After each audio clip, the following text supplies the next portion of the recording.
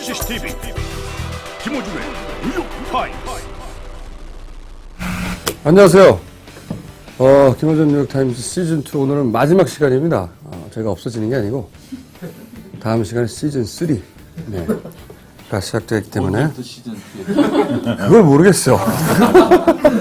하여튼 슬그머니 시즌2가 되더니 또 슬그머니 시즌3가 된다고 하더라고요.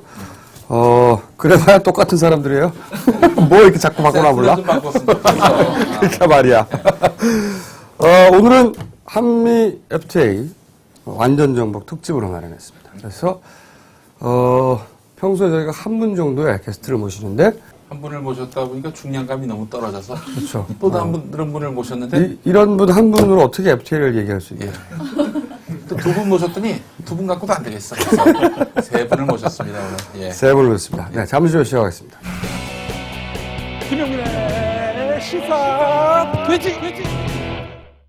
먼저 소개를 해드릴게요. 이 세 분. 절대 누군지 모르시겠죠? 또 우리 최재천 전 의원님, 17대 의원님은 압니다. 그 소수가 알겠죠? 아니에요. 극소수가. 저 풀고 있는데. 예. 네. 저도 김호준 씨 몰라요. 요새 FTA, FTA 스나이퍼죠. 정봉규 전 의원이 맨날 BBK 스나이퍼라고 그러는데, FTA 스나이퍼. FTA 스나이퍼 최재천 전 의원 나오셨습니다. 자, 그리고 FTA 관련해서 최초로 고발된 소송 제기된 한겨레의 정은주 기자 나오셨습니다. 고소죠, 고소. 그렇죠, 본인이 있으니까. 네. 그리고 보건의료단체연합의 정책실장님이십니다. 우석균 정책실장님. 우석균 실장님께 묻고 싶습니다. 정책실이라는 방이 있습니까, 실제로? 괜히 그 직함만 실장이라고. 사실 정책 저희 내부에서는 정책계장 뭐 이렇게 부르자고 하는 얘기가 있는데 방이 없군요. 근데 딴 데서는 좀 우습게 볼까봐 실장으로. 방도 없는데. 방이 있으면 방장이라고 했겠지. 청와대 정책실도 방이 없어요? 청와대도 정책실장이라고 있죠. 예. 그들은 다 방이 있겠죠. 방이 있어요? 예. 그런데 나가서 맘먹으려고 실장. 걱정됩니다. 썰렁해가지고. 세 명이나 나오는데 합쳐도 다 썰렁해. 네, 오늘 저희가 FTA 그래서 낱낱이 짚어보려고 합니다. 요즘 우리 조선일보를 보면 말이죠. 이거 거의 경전의 경지에 이르고 있습니다. 누구는 찌라시라고 합니다만은 믿음이 너무 없다 너희들이. 예? 믿음을 가져라. 이 눈에 아무 증거 아니 배워도 믿음만을 가지고서 길을 걸으면 뭐 이런 이야기입니다. 괴담이 많다. FTA와 관련해서 너무 괴담이 많다. 20, 30대 절반 이상이 FTA 하면은 미국의 식민지로 전락하는데 이거 괴담 아니냐? 예, 믿어야 된다. 우리 대통령이 이렇게 나라가 망조가 들게 그냥 두고만 보실 분이냐? 뭐 이런 식이에요. 더 빠르게 하실 분이지. 예, 않고. 그래서 너무 믿음이 없는 사람들이라고 질타를 하고 있는 우리 조선일보. 예. 그래서 오늘 또 이렇게 믿음이 없게끔 만드는 의심 많은 도마와도 같은 이 세 분들을 모셨습니다. 예. 이분들이 이제 괴담의 진원지에 해당되는 분들이에요. 예, 그렇습니다. 예. 괴담의 진원지에 해당되는 분들이고 저희는 단순 유포. 저희는 단순 유포고 예. 괴담을 계속 생산해내신 괴담 생산자들. 근데 정은주 기자님은 왜 김종훈 통상교섭본부장으로부터 머리 하얀 분. 손해배상 청구 소송을 당하셨나요? 민형사를 다 당했죠. 그래서 형사도 있고요. 명예훼손인가요? 네, 명예훼손 있고요. 네. 민사는 얼마? 민사는 뭐예요? 3억 원. 민사는 뭐예요? 같은 명예훼손 같은 기사로. 명예훼손으로 다. 예. 3억 원. 네. 저렴하네요. 3억 원 접어야 몇백 안 되더라고, 대부분의 경우에. 아니, 근데 인지를 붙이잖아요. 인지대가 좀 나오겠지. 얼마나 얼마나 나올까요? 나오나요? 3억이면? 한 1,000만 원까지 나올걸요? 변호사 맞아? 그쪽에서. 저쪽에서 붙이는 거예요. 인지대 여기서 붙이는 게 아니야? 네. 그 소송- 저는 받은 거니까. 그러니까 소송을 하기 위해서는 인지대를 붙여야 되는 건데, 인지를 붙여야 되는 건데, 그러면은 만약에 소송에서 지면은 그 1,000만 원 날리는 겁니까? 그렇죠. 날리지. 예. 그리고 이쪽에 소송 비용도 대줘야 되지. 아, 그래요? 네. 그렇죠. 만약에 지면 완전 배제를 하면 그렇죠. 그렇게 되겠죠. 변호사비를 다 풀로는 아니지만 네. 일부 그리고 이제 지정하는 요일로. 김정은 본부장은 개인이 거신 거기 때문에 그 소송 비용도 본인이 다 내야 되고. 본인이 이건 편집해 주세요. 진짜요. 예. 자, 오늘 들어가기 전에 정말 아마도 그런 중요한, 케이스라고 예, 봐요, 저는. 중요한 그러게요. 시간을 또 우리가 해야 됩니다. 의리의 협찬 광고. 예. 자, 그 카메라를 선물로 드리는 게 아니라 이 카메라와 연관된 선물이라고 합니다. 예. 바로 카메라는 안 줘? DSLR 사진 강의. 예, 아주 좋은 책입니다. 요거 니콘 인터내셔널 포토 콘테스트에서 이머징 탤런트 어워드를 수상했고 2008년부터 쭉 네이버 사진 부문 파워 블로거로 활동하고 있으며 블로그 주원 77.블로그.me 이걸 통해서 많은 사진 애호가와 소통하고 있다고 하는데 여러분들 하여튼 많이 구매를 해주시고 관심 가져주시고 사진에 입문하시는 분들에게 정말 도움이 되는 그런 책이 아닐까 싶습니다. 그리고 이런 얘기도 남겼네요. 저자가 인물도 훤하다. 그러니 블로그를 찾아서 글을 하나 남겨주면 좋겠다. 뭐야 이게 대체 이게 무슨 어디서 작업이야 이게? 촬영 전 상황과 촬영 후 결과물을 함께 보여주면서 카메라의 위치와 노출 이런 그 사진 찍는 노하우를 전수한다고 합니다. 예. 그걸 왜 가져가세요? 아니 인물을 봤어요. 훤해요. 관심이 훤한 많으시구나. 축에. 아니 확인하는 항상 확인하는 작업. 훤한 축에 듭니다. 네, 훤해요. 그리고 김어준의 뉴욕타임스 이름으로 한겨레 신문과 한겨레 21, 이코노미 인사이트, 르몽드 디플로마티크 1년 정기 구독 신청을 받고 있습니다. 많은 참여 부탁드립니다. 보시려고 하거나 주위 분들에게 구독시켜 주시려고 하는 분은 저희 뉴욕타임스, 김어준의 뉴욕타임스를 통해서 구독 신청을 하시면 됩니다. cctv@hani.co.kr 여기를 통해서 성함, 연락처, 주소 그리고 또 지평수 이거를 보내주시면은 저희 쪽에서 연락을 드리겠습니다. 주소, 지평수, 그다음 대출 여부. 대출 여부. 예. 그 기사에 대출 여부가 빠졌어. 네, 우리 중앙일보에 우리 김호준 총수의 집 평수가 나왔어요. 뭐 김호준 총수 굉장히 연맥일 나는 기사. 제목이 뭐냐면 낙곰수 김호중 성북동 주택소요. 2층. 2층. 68. 다 아시는 거구나.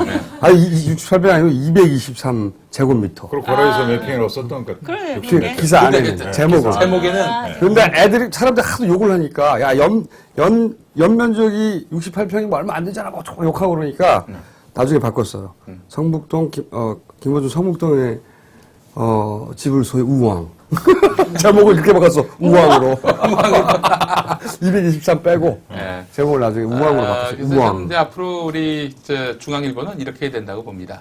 김용민 괄호 열고 37, 제 나이 괄호 닫고 이렇게 하는데 앞으로 하지 말고 김용민 괄호 열고 33평 가로 닫고 이런 식으로 앞으로 그렇게 해야 되지 않겠는가 중앙일보는 그래서, 체표면접. 예, 자 그리고 김호준 총수의 탄 압에도 고성국 박사와 담당 PD가 감동한 스킨케어 음이온 샤워기, 음이온 빵빵, 녹과 염소 제거, 수압 빵빵, 예, 아토피 이 이거 아직도 안 안심마크를 떨어졌어, 광고? 이번 주까지. 그렇게, 이거 드디어 떨어져? 이번 주까지고 다음 주에 안마기가 지금 되게 야, 마지막으로 한번 해주자. 예. 이거 절대 사면 안 돼요. 그리고 또 저 동네에 너무 염소가 많아서 힘들다. 네, 가지고 너무 귀찮다 그러면 이거 사세요. 쫙 뿌리면 이거 계속 실패하고 염소가 있는데. 사라집니다. 예. 계속 하고 있어요. 이 저 썰렁하는 것을. 예. 근데 한 번도 방송이 된 적이 없어요. 재미가 없으니까 그렇지. 예. 자, 착한 가격 39,800원에 모십니다.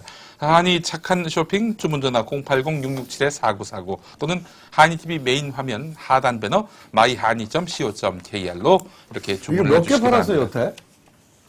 그렇게 사지 말라고 그랬는데 산 사람들이 있더라고. 그게 사지 말라고 해봐야 편집돼서 나오지도 않는 걸. 매번 내가 사지 말라고 그랬는데 이거 절대 사지 마세요 그랬는데 예. 팔려. 자, 오늘 그 높은 경쟁률을 뚫고 방청객이 많이 오셨는데 특별한 사연을 갖고 계신 분들 몇 분을 짧게 하세요, 소개하겠습니다. 예. 네. 50대 후반에 두 딸을 둔 아빠입니다. 저는 원래 보수였습니다. 저의 모든 사람이 진보에서 자기 이름으로 올린 무언가를 특히 이 집을 소유함과 동시에 보수로 바뀐다는 논리로 거의 50대 후반까지 살았습니다. 근데 사회학과 출신인 집사람과 결혼 15년 차에 가랑비에 옷 젖듯 몇 년 전부터 진보 성향으로 바뀌었습니다. 집사람이 기계치인 덕분에 나는 꼼수다를 다운해주다가 저도 열혈팬이 됐습니다. 부탁을 드리자면 저희 집사람이 김어준 총수의 프로그램을 방청하고 싶은데 기계치라서 제가 멀리 미국에서 대신 신청해드립니다. 미국에서 남편이. 오늘 오셨어요? 손 들어주시죠. 사회학과 미국에서. 출신에. 남편을 버리고 남편분 안 오시고요? 아직 한국에 올 일이 있어서 왔다가요. 네. 이제 미국에서도 계속 나는 꼼사 듣고 있었거든요. 근데 이제 이거 여기에서 듣는 거 알고 남편이 신청을 했더라고요. 네, 나이 차이가 많이 나시나 봐요. 50대 후반의 남편분하고 살 분이 아니신 것 같습니다. 저도 40대 후반입니다. 그렇게 안 보이시고 40대 중반으로.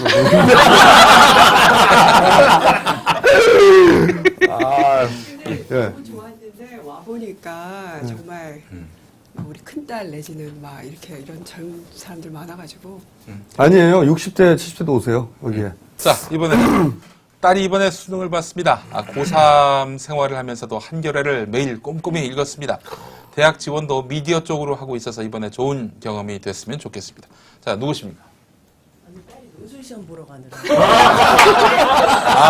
딸을 몰랐어. 같이 왔어요. 알겠습니다. 예.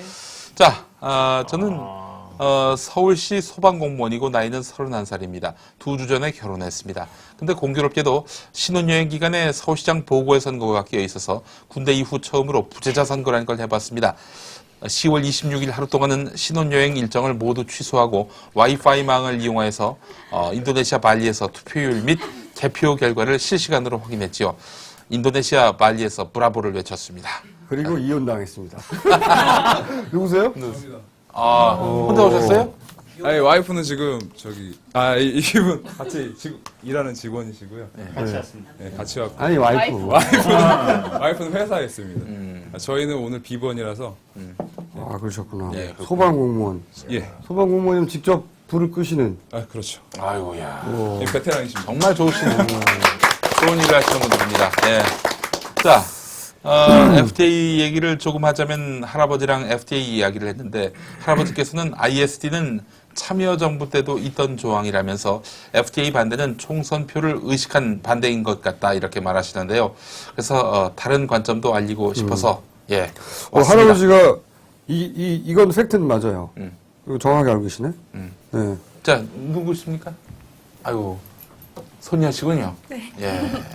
할아버지와 할아버지를 같이 직접 모시고 오셨으면 훨씬 큰 도움이 됐을 텐데. 할아버지 집에 돌아가셔가지고 아니 모시고 우리 집에 잠깐 계시다가요. 집으로 돌아가셨다. 어떻게 반응해야 될지 몰라가지고 순간 조의를 표할 수도 없고. 돌아가신 분을 설득하겠다는 게 뭐야 도대체. 그랬지. 예. 우리가 FT를 빨리 다뤘어야 하는데 이럴 수도 없고. 자, 그리고 마지막 5번째 김용민 씨가 너무 귀여워서 완전 귀요미 너무 사랑스러워요. 예. 누구세요?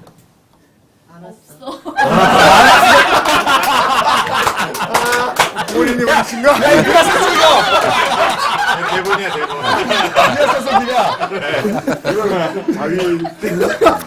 오세요.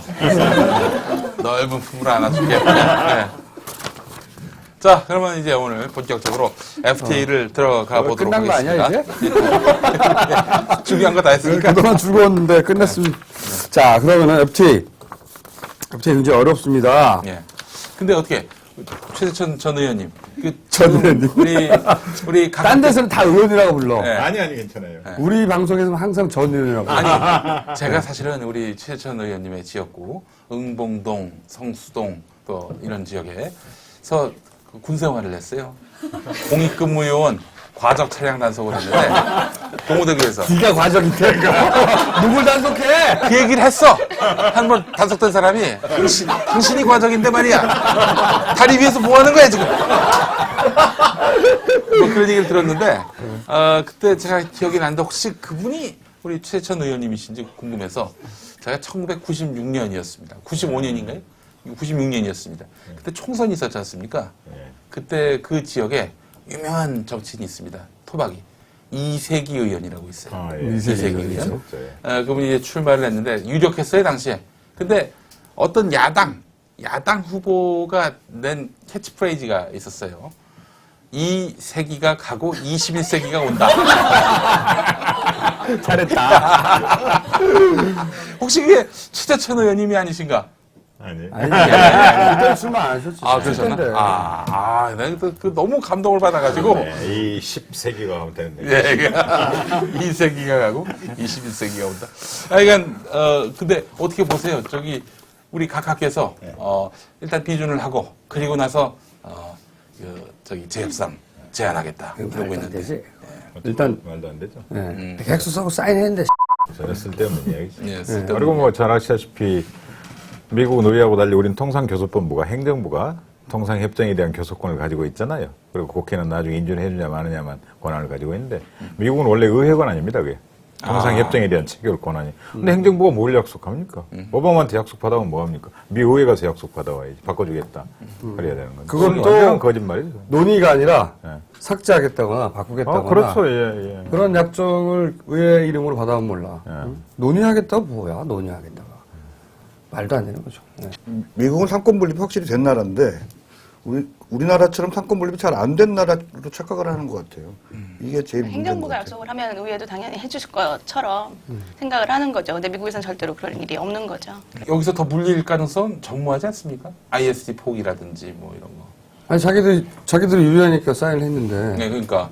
그러니까 지금은 이제 우리 정부에서 요청을 했겠지. 제스처를 좀 취해달라고. 민주당 협상파 좀 흔들어주고 명분 좀 쌓게. 네. 제스처를 해달라고 했더니 제스처를 해준 거지. 그러니까 그것도 얼마나 졸렬한 수준이냐면요. 이 한미 FTA가 이제 하면 수시로 사소한 문제들이 생기겠죠. 네. 그걸 다루기 위해서 각종 위원회를 많이 만들어놨어요. 한 12개 정도. 네. 그러면 ISD도 구체적인 시행에 들어가면 뭐 사소한 문제도 생기면 이거 어떡할 거냐 서로 상의해야 될 거 아니에요. 고작 그 위원회가 논의하겠다는 거예요. 그 위원회 속에 들어가서. 그 위원회가 이건 거대 문제고 근본 문제고 판 자체를 깨느냐 마느냐가 문제인데 네. 하부위원회 가서 뭘 논의하겠다는 거예요? 그건 완전 장난이죠. 말씀하신 대로 꼼수인 게. 진짜 꼼수죠, 이거. 네, 이거는 90일 이내 하기로 원래 돼 있었어. 그래서 3개월이라는 말이 톡 튀어나온 거야. 꼼수라고. 문제는 그 꼼수에 속아가지고 마치 뭔가 얻어내는 것처럼 거기에 편승해보려는 일부 태도 있잖아요. 예. 뭔가 진전을 하니 왔어. 저 정도면 우리 대통령께서 의회에 대해서 체면을 살려주신 거 아니야? 뭐 이런 식으로 논리를 만들어서 따라가려는 이런 작태들이 더 위험한 거죠, 또. 진짜 손학규 대표를 그렇게 싫어하진 않습니다만은 어제 그 대통령한테 뭐 제안 같은 거, 그러니까 말하자면 재협상 제안을 딱 받았을 때 당에 가서 논의해 보겠습니다. 이런 말 대신에 이랬으면 어땠을까? 그러면 딴 데는 못 나가고 나는 꼼수단만 나오겠지. 대표에서 물러나고 나서. 아니 그 자리에서 그게 분간이 안 되나? 야, 성대모사나 하나 해봐, 아무거나. 안녕하십니까. 경찰청장 조현호입니다. 한미 FTA를 반대하는 인간들 전부 다 인권을 박탈을 해야 돼요. 그래서 총기를 사용해도 되지 않을까? 왜 웃어? 저는 연행해. 근데 고소건이 뭐라고요? 고소고발건이? 구체적으로? 위크리크스 관련한 보도였는데요.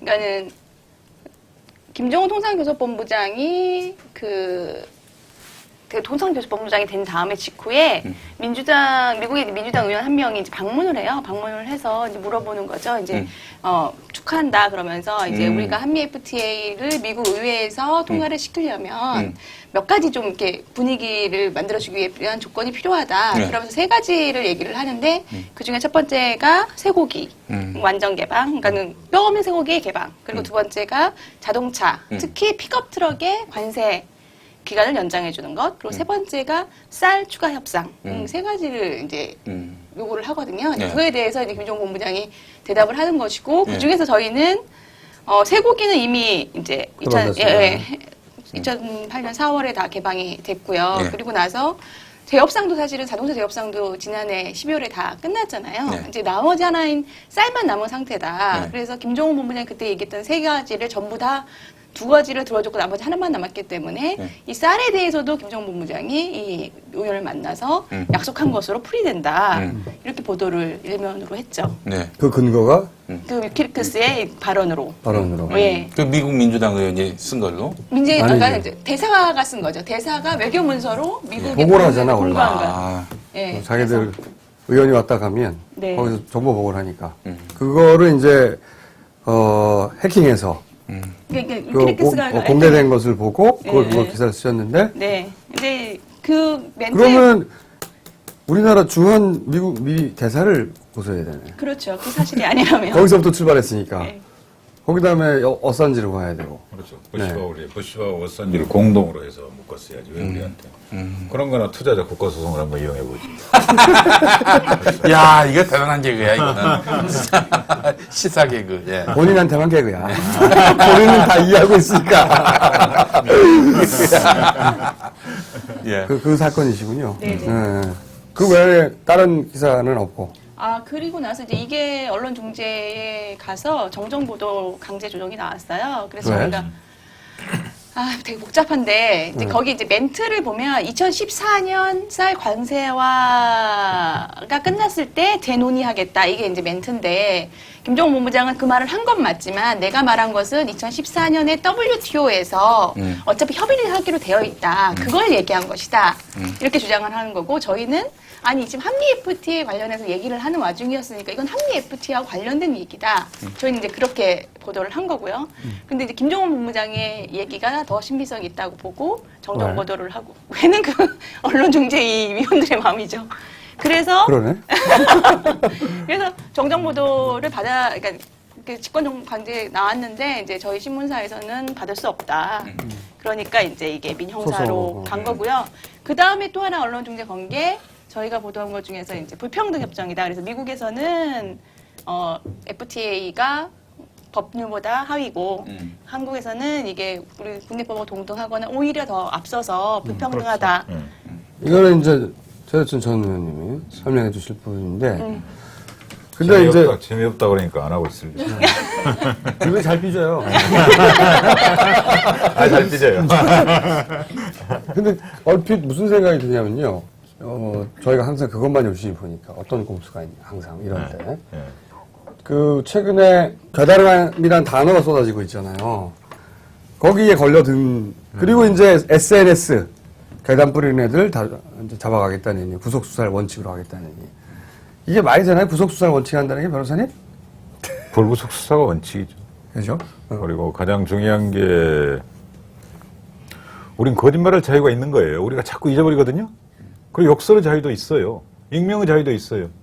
근데 어떻게 사람들이 맨날 도덕적으로 살고 표준말만 쓰고 바른 말만 하고 살아요? 그렇죠? 배설의 자유가 있는 거 아니에요? 근데 자꾸 사람들을 도덕국가 국민으로 만들려고 그래. 이건 있을 수 없는 일이에요. 이거야말로 진짜 폭력입니다. 근데 우리는 뭐 이를테면 뭐 이상한 거 접근하지 말라 뭐 규정되고 표준화된 이런 것만 살아야 되고 거기에 맞춰 살아야 되고 온 인간을 딱 이를테면 붕어 빵틀에 집어넣어가지고 그런 표준형 인간을 만들려고 그러잖아요. 이거야말로 가장 위험한 거예요. 그리고 어떻게 범죄가 아직 발생하지도 않았는데 그리고 국가가 나서서 규율을 정하려고 그래요. 우리가 법에 맞춰 살고 있잖아요. 그렇죠. 국회가 만든 법, 시행되고 있는 법에 맞춰 잘 살고 있는데 거기다 놔두고 자꾸 엄포를 터뜨리고 겁주고 그런 식으로 사람들을 쫄게 만들고. 왜 떨어졌는지 모르겠어요. 왜 떨어졌는지 모르겠어. 항상 그 떨어진 분들을 제가 떨거지들. 네, 떨거지를 보고 있으면 참 안타까워요.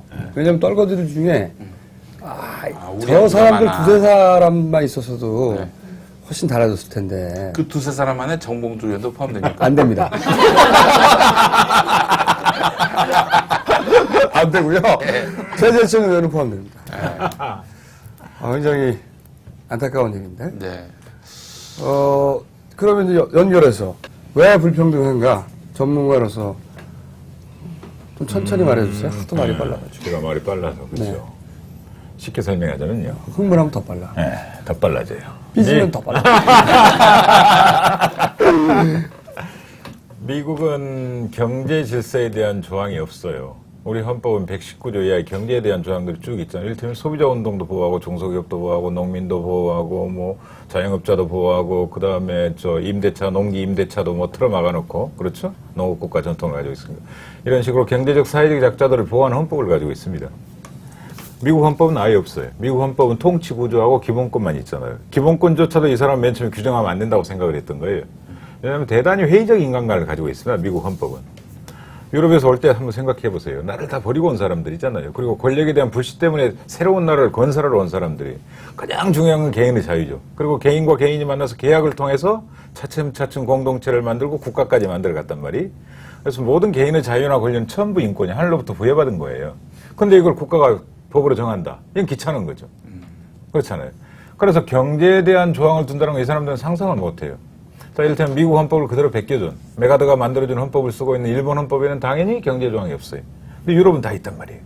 그렇잖아요. 처음부터 공동체 국가를 건설한 나라는 공동의 질서, 공동의 이익을 중시 여겼기 때문에요. 근데 작년에 2008년 금융위기가 났을 때 미국에서 국가가 이제 재정 투하를 하잖아요. 맨 처음에 부결돼 버립니다. 왜 부결됐냐 하면요. 아니, 국가가 어떻게 기업에다 돈을 대주냐 경제위기인데 이건 시장주의에 어긋난다. 간섭하지 마라 이거예요. 그래서 공화당 정권인데 공화당 의원들이 나서서 부결시켜버려요. 되려 민주당 정권은 이런 위기 때는 국가가 개입하는 게 맞아. 케인즈적 전통에 따라서. 이래서 찬성을 해요. 나중에 이제 나라가 더 쫄딱 망하게 생기니까 어쩔 수 없이 개입을 해가지고 오바마랑 맥케인이랑 동의하니까 통과를 시켜줬단 말이에요. 자, 이 맥락에서 쭉 말씀드리면 계약의 자유가 최고의 자유라고 생각하는 미국과 그 다음에 공동체적 가치질서, 공공복리, 사회질서 유지, 국가안보가 최고 가치라고 생각하는 대한민국. 이건 결코 조합될 수 없는 성격의 국가잖아요.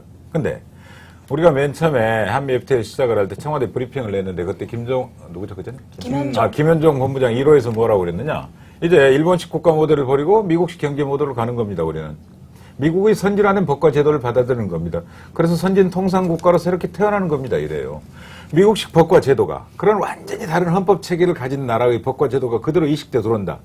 개인의 자유를 최우선적으로 가치로 여기는 법과 제도와 공동체적 가치와 복리 질서와 국가 안보를 나름대로 조화시키려는 법 질서를 가지고 있는 나라 둘이 부딪힌다고 생각해 보세요. 이게 말도 안 되는 법 체계잖아요. 극격한 충돌이겠죠. 가장 대표적인 게 이제 경제 질서 이런 데서 나오는 거죠. 이를테면 우리가 SSM법 그렇죠? 대형 슈퍼마켓이 동네 들어온단 말이에요. 우리 지금 SNS에서 동네 빵가게 살기 운동을 한단 말이에요. 근데 우리 정부가 이를테면 뭐 조례나 법률로 재래시장 몇 미터 안에는 대형 슈퍼 들어오지 말라 이런 법을 만든다거나 그 다음에 SMS에 대한 규제를 또 다른 만든다거나 이런 법을 만들면 어떻게 되겠어요? 개인의 자유를 최우선으로 여기는 미국은 안 되겠죠. 야, 내 마음이지 마. 그리고 시장주의 원칙에 따라서 못한 놈 떨어져 나가는 거고 끊임없이 진입해 오는 거지. 그러면 소비자 효용을 극대화시키는 거지. 이런 논리일 거 아니에요. 근데 우리는 그렇지 않잖아요. 사회적 약자들은 조금 도와주고 보호해주고 그렇죠? 좀 나눠주고 아껴주고 보살펴주고 이런 법질서 공동체적 사고방식을 가지고 있단 말이에요. 당연히 충돌되는 거죠. 근데 그런 제도가 전면적으로 들어와요. 전면적으로. 모든 분야에 그걸 하나하나 살펴보면. 너무 길었죠. 아니, 근데 그래서 왜 불평등하냐고. 이것이 불평등한 협정인 이유. 불평등한 협정인 이유. 예. 그러니까 방금 말씀드렸다시피 가장 대표적인 게 이제 그 간접 수용 이야기하면 길어지는데요. 법령이 충돌할 때. 네. 그걸 이제. 이미 헌법을 깨뜨려버리는 거죠. 우리 헌법은 아까 말한 대로 사회적 약자, 중소기업, 농어민, 소비자 이런 사람들을 보호하는 법을 만들어놨는데 한미 FTA는 그 사람들을 보호하지 말라는 거잖아요. 약자 보호할 필요는 뭐 있냐 그죠. 완전 격리하자 이거죠. 그럼 우리 헌법은 보호해놨는데 이 FTA는 보호하지 말자 그거예요. 그럼 어느 쪽 편 들어야 돼? 우리 헌법 보호하자는 편을 들어줘야 되는데 그거 안 된다 하면 안 돼. 어디로 가야 돼요? ISD라는 소송을 통해서 미국으로 가서 투자자의 이익에 반했는가 안 했는가만 판단하게 되잖아요. 그럼 당연히 우리가 지고 오는 거예요. 그럼 헌법이 깨져요 안 깨져요? 헌법이 깨지는 거죠. 헌법평등한 거죠. 이런 얘기가 있잖아요. 예를 들어서 FTA는 한국법이 우선하는데 미국에서는 주단위에서 그걸 거부할 수 있다. 그건 당연한 거예요. 미국이 맨 처음에 우리랑 FTA를 할 때요. 몇 가지 전제 조건을 내 겁니다. 왜냐하면 이건 의회가 잠시 통상에 관한 권한만을 맡긴 통상협정에 불과하기 때문에 의회의 입법권을 침해해서는 안 되잖아요. 그래서 법 자체를 바꾸는 거 우리 하나도 손 못 대. 이래요. 그 다음에 두 번째, 미국은 연방국가란 말이에요. 연방의회는 연방에 관한 법률만을 제정할 권한이 있어요. 주의회는 주 권한을 가지고 있는 거. 그래서 주 정부 권한 침해 불가. 몇 가지를 제시를 해요. 4가지를. 그 중에 있단 말이에요. 그럼 우리도 연방제로 바꾸는 게 어떨까요? 피해를 최소화하기 위해서. 그리고 지금 미국에서 통과된 한미 이행법에 딱 그 조항이 있죠. 그러니까 미국 법하고 만약에 한미 FTA하고 충돌할 경우에는 미국 법이 우선한다라는 조항이 들어가 있죠. 그러니까 그걸 근거로 해서 한미 FTA가 우리나라는 바로 비준 동의가 되면 국내법과 똑같은 효력을 갖지만 미국에서는 미국 법안에 이행되기 전까지는 그 아무런 법적 효력이 없는 거죠. 그런 의미에서 봤을 때 미국이 훨씬 더 많은 권한을 갖고 있는 거죠. 이걸 넣을 것인가 말 것인가도.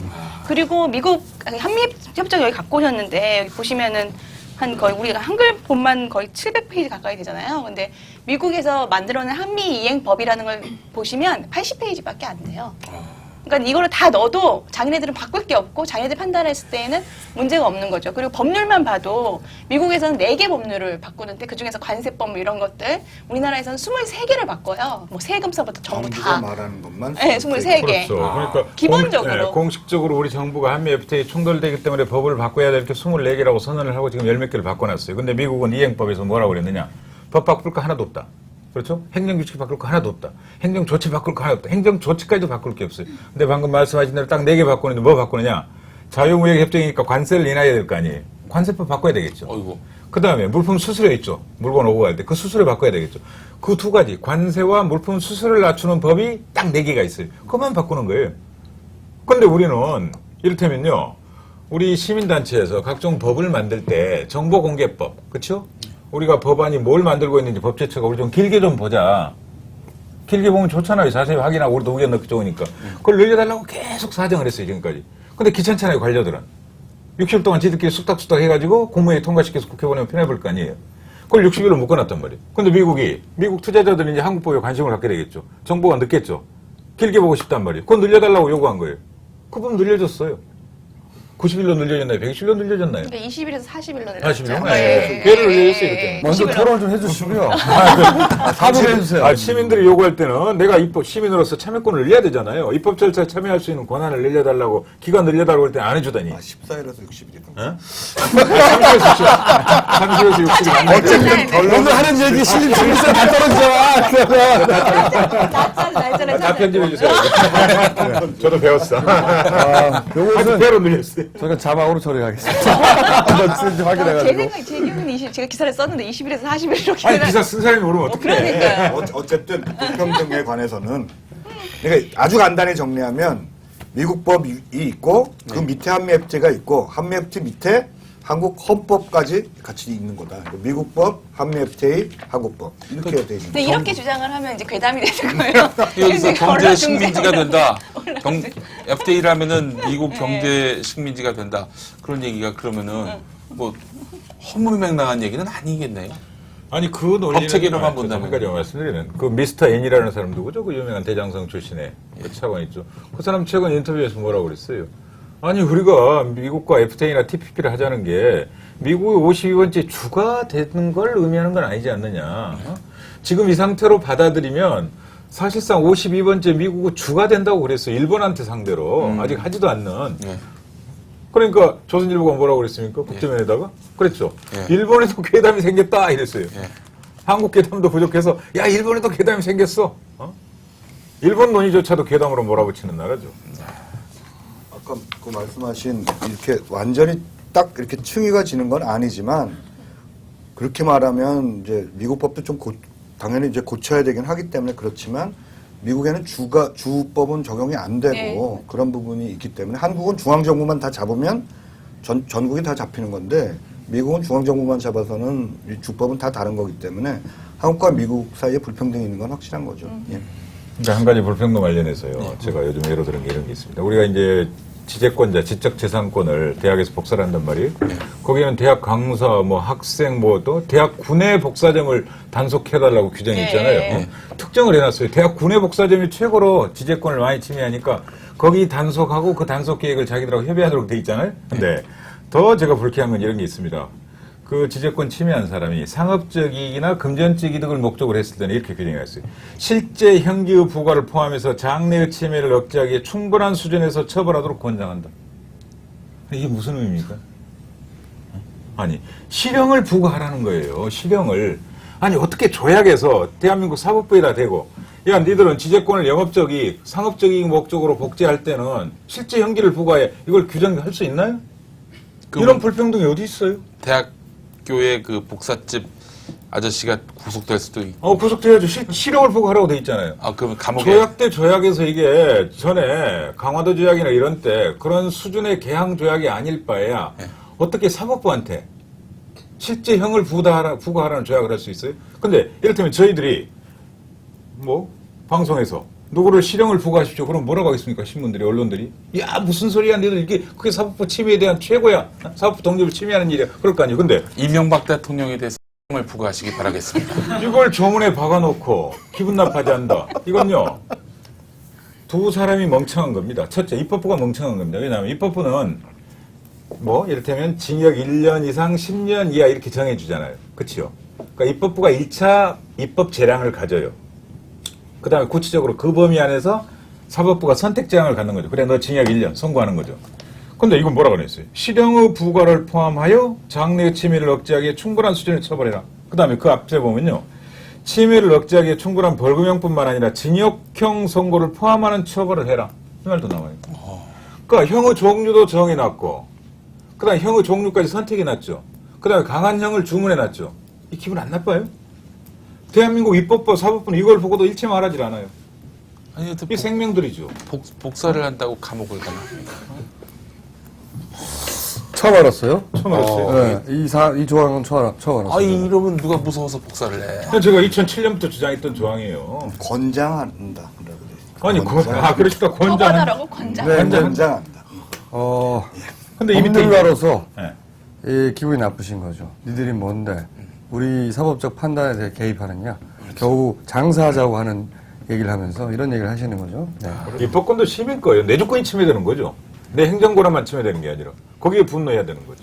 변호사님 보시기에 우리 각하가 이런 세부적인 내용을 알고 지금 FTA 추진한다고. 모른다니까 그러네. IST가 무슨 뜻인지 모른다니까. 이상득 우리 형님 이름이 아닌가 생각을. 네. 그래서 IST가 뭔지 물어봐. 네.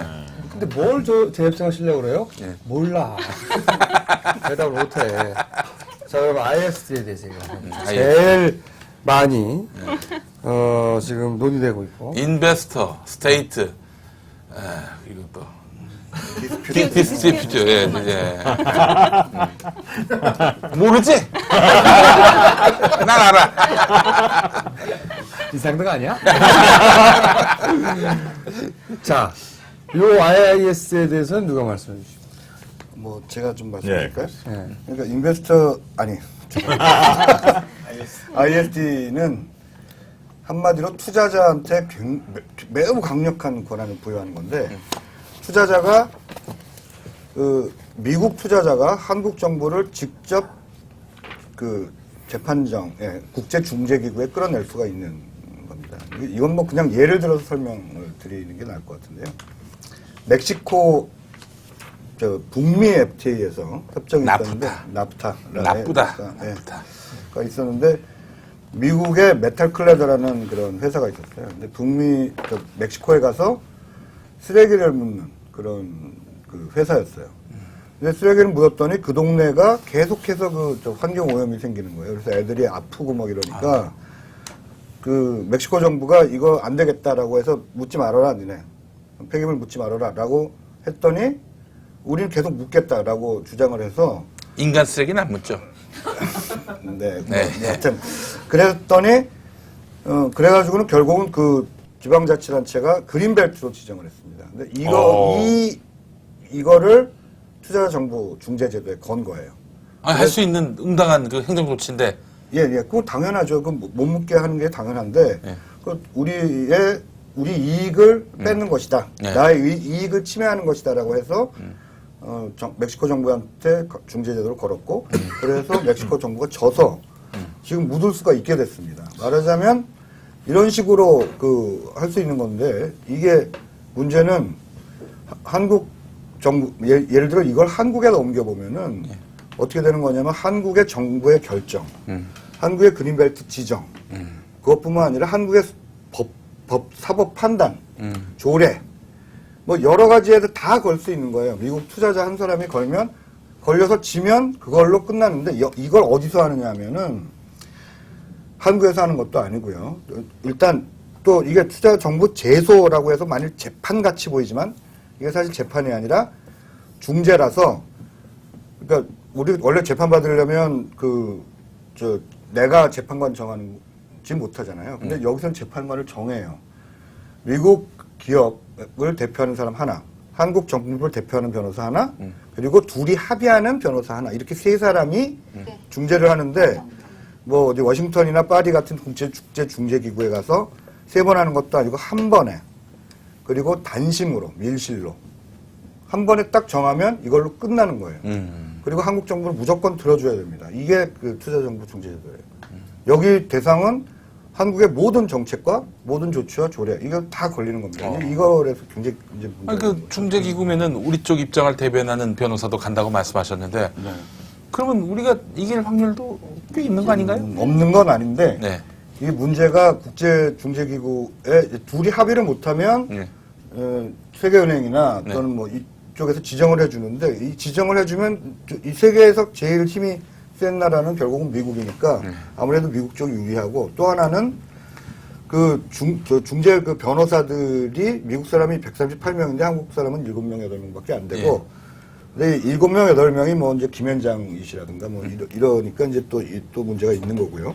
또 하나는 중재 재판을 하는 분들은 기업이 자꾸 이겨야 중재 재판이 늘어야 좀 등용이 되니까 영업이 되니까 이제 맞습니다. 예, 그래서 중재 재판이 계속 는다라는 경향이 있다라고 아예 국제 보고서에 나옵니다. 그래서 이 ISD가 지금까지 계속해서 늘어나고 그리고 기업이 이기는 확률이 2009년에만 보면 90%가 돼요. 그러니까 기업 쪽이 이기는 거. 왜 이거 기업이 완전히 이기는 거 하고 더하기 중간에 합의를 보면 아예 드러나지도 않거든요. 중간에 합의를 보는 것까지 합치면 그럼 기업이 이제 부분적으로 이기는 거죠. 그렇게 되면 90%가 되는 겁니다. 덧붙이자면요. 다시 아까 제가 맨 처음에 좀 장황하게 설명드린 미국 헌법 문제로 갑니다. 미국은 철저히 계약의 자유, 개인의 소유권이 최우선인 사회예요. 그건 당연히 개인의 자유니까 지켜줘야죠. 근데 대한민국은 이를테면 우리가 규제를 할 때 무작정 규제하지 않잖아요. 공공복리를 위해서 규제하죠. 그린벨트 왜 규제합니까? 그렇죠? 그 다음에 건물 고층 규제 왜 합니까? 도로 규제 왜 합니까? 전체 이익을 위해서 하는 거죠. 근데 미국의 법령은 그런 개념이 생소해요. 없어요. 그러니까 미국 투자자가 한국에 왔단 말이에요. 근데 한국 헌법은 공공복리나 사회안전이나 국가안보, 우리 국가안보를 이유로 엄청나게 규제하잖아요. 그렇죠? 그렇잖아요? 그 다음에 대법원 앞에나 국회의사당 앞에 건물 높이 못 짓게 하고 이런 것들 다 공공복리 때문이야. 일단 핑계가. 그 다음에 경복궁 근처에 건물 못 짓게 하는 거. 네. 그 서양 사람들은, 미국 사람들은 그런 법률이 익숙치가 않아요. 구조 자체가 다르니까. 근데 그런 법을 가지고 미국 가서 재판을 하면 우리가 이기겠죠. 근데 이런 한국 법을 가지고 재판으로 갈 수 있냐? 못 가요. 유일한 기준은 투자자 이익을 침해했느냐 말았느냐란 말이에요. 근데 우리가 규제를 할 때는 그런 근거를 가지고 규제를 했는데 투자자가 나 피해 입었어. 나 싫어. 삐져가지고 간단 말이에요.